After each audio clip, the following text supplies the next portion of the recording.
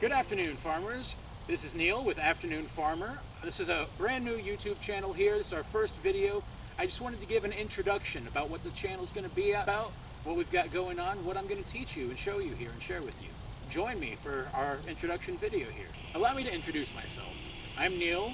I work a 9-to-5 job. I'm a computer programmer by day and live a mostly sedentary office life during the day. I'm called Afternoon Farmer here because most of the work that I do on the farm or the little garden that I'll be showing you is in the afternoon, either lunch break at work or after work once I get off in the evenings. And so maybe evening farmer might be more appropriate. I like to play on the words with afternoon farmer. That's an old-time insult. It used to mean a lazy person or someone who missed an opportunity, but in my case, it's actually legitimate. I'm an afternoon farmer. And so, good afternoon. With my 9-to-5 job, I don't have a whole lot of time to spend out in the garden, which means the time I do spend out here needs to be spent efficiently. And I need to get maximum return for the effort that I put in. I don't like to sit out here and just needlessly pull weeds and waste my time doing small efforts. And so I take steps to minimize the work that I need to do. And I'm going to show you some of the tips and secrets that I have learned since I've started doing this. Before I get started, it's worth mentioning I'm in Georgia in Zone 8A. It's a mild winter. We do get some frost sometimes. It usually doesn't drop down to below about 27 to 25. It has hit as low as 13 that I remember. I say all that to say my climate is different than a lot of yours. And the things I grow are different, and the timing that I grow things are different. But the principles all remain the same. You can learn how I do, and then think about how your climate is different and how you would change what you need to do. If you have any questions, feel free to ask me in the comments, and I'll be happy to respond and help you figure it out. And if you also haven't liked the video or subscribed to the channel, go ahead and take an opportunity now so that you can get more content and see the steps going forward. My past, I have a lot of various jobs. I worked a lot of them for a short term, figured out everything about the job, got bored and moved on. But doing so, I found one thing that I really like is to learn how to do things for the job, learn how the experts do things and how to do them the proper and efficient way. And so I've taken that skill set since growing up and, figuring things out, owning a house, having to do repairs, having things go wrong and having to solve the problems. She doesn't like you moving around. Is that changing the shot any?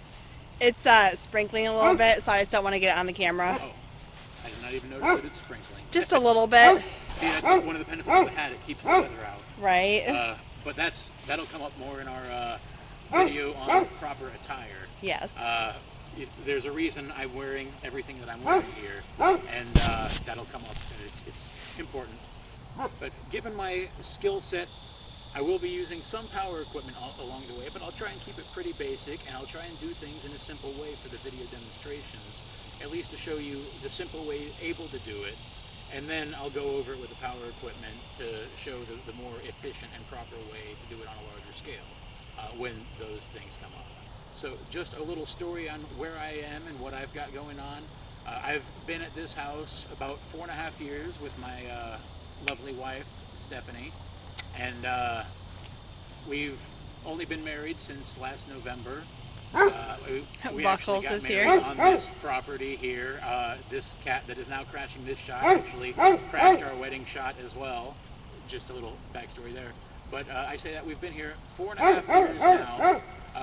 When we first bought the house, it was kind of in shambles. The roof in the master bathroom had sprung a leak, and the ceiling had collapsed and rusted out a outlet. And so the electrics didn't work in all of that circuitry, and it was just a total mess in there. So I, patched the roof, replaced the ceiling, fixed the outlets, and then the circuitry magically started working again, and everything else was good in there. Carpets and floors were junk, and so I had to repair those and replace those, and paint all surfaces in the house pretty much that needed paint, which was pretty much everything. I say all that in the 4.5 years here, most of it, or the first about year and a half, was spent fixing up the interior putting up a fence around the house to keep our dogs contained, and focusing on the house more so than the yard and the garden. I could barely contain the yard. There's wisteria on one side, over on that side, and this right here all used to be a bamboo grove. Last year in April, I decided I wanted to get rid of all of that, rented a backhoe, dug up the bamboo grove, knocked down about 20 or 30 trees that were in this area as well as scattered in the bamboo. And with that being done, I then used the same backhoe, dug a pond that I have behind me. It's about 50 foot by 25 foot. All of that's been done in the last year and a half here. So everything you see here is recent gardening, so it's sprung up quickly. And so I'll show you what you can do in a short time with proper knowledge and experience here.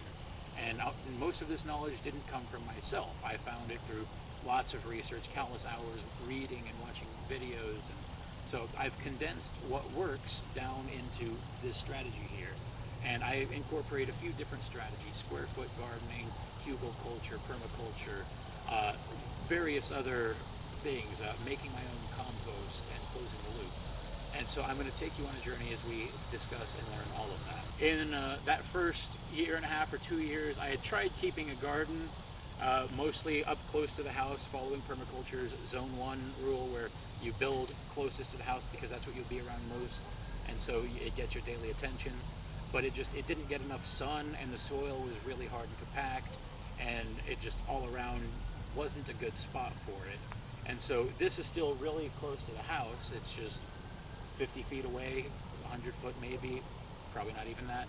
And so it's still like what I consider Zone 1, maybe 1.5. But and we'll get into that as well as I explain that in a permaculture video down the line. So I knew with the garden, I wanted a water feature. I wanted a good pond. I like the act of going fishing. It's meditative, it's relaxing. You throw this rod in the water and you wait. And maybe you get a couple pounds of meat out of it. Maybe you just get a chase and have a little bit of a hunting action, but it's fun. And so the act of going fishing sucks. You have to try and get up early and wake up at 6 in the morning and go out and get on a boat and pack your rod and your reel and your tackle box and go by the bait shop and get a couple beers and set up there. And so all of that tediousness into the act is what I don't like. I like being able to just walk out while I'm gardening, see a big katydid and go, oh, there's a piece of bait. And I grab it and I throw it on my cane pole and toss it in, wait a few seconds, get a bite. Oh, there's a fish. And so that's what I've built.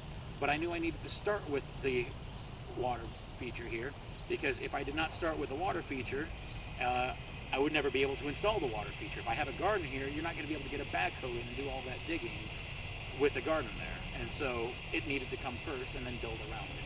And so that's where I'm at with the project for now.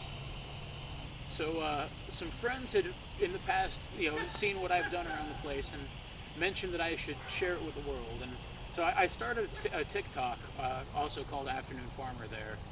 And it was okay, but TikTok isn't really my preferred learning medium. If I'm looking to learn something, I need more than a 1 minute or a 3 minute video on something. And I don't like watching a video in 6 parts. If I could just watch one 20-minute video to see the whole proper thing. And so with gardening, it does take patience. And so being able to sit and watch a 15 or 20-minute video is important. And so that being said, I feel like YouTube is a better format for me to produce my content and get it out there. And so that's what I'm getting started with here. I hinted at this before. The very first video I plan on making after this one is proper gardening PPE, or personal protective equipment. The hat, the long sleeve gardening shirt, long pants, good thick soled shoes that are closed toed, and normally gloves. I don't have them now because it's late in the evening. I'm not going to get sun exposure and I'm not doing anything with my hands currently. But normally gloves, proper gardening PPE. And so that's a subject worthy of its own video, and I'm going to mention that in depth in my next video, but I just wanted to hint at that here. I feel like it's the most important video I can make about gardening, because if I let you just go out willy-nilly and tell you to start doing this stuff and you go out and you get hurt or you get sunburned to a lobster crisp, that's on me.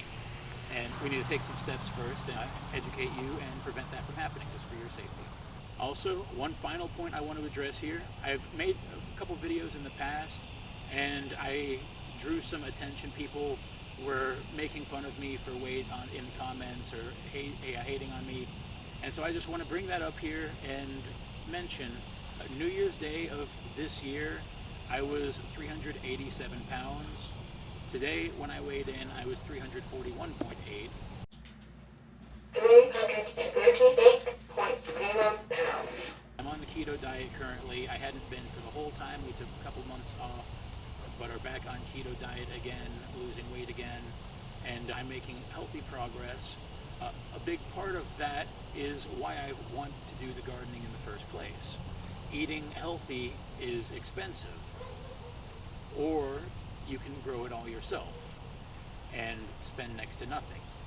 And so I like to do things efficiently and intelligently, and also buying the healthy foods at the stores, their tomatoes and their broccoli and their carrots and all those, they're not bred for taste. They're bred to make shipping tolerable and to let them survive shipping and storage, and to be mass-produced and resistant to insects. That's not what I want to consume. That's not my goal in food. My goal in food is highly nutritious and delicious food. And so that's what I choose to grow.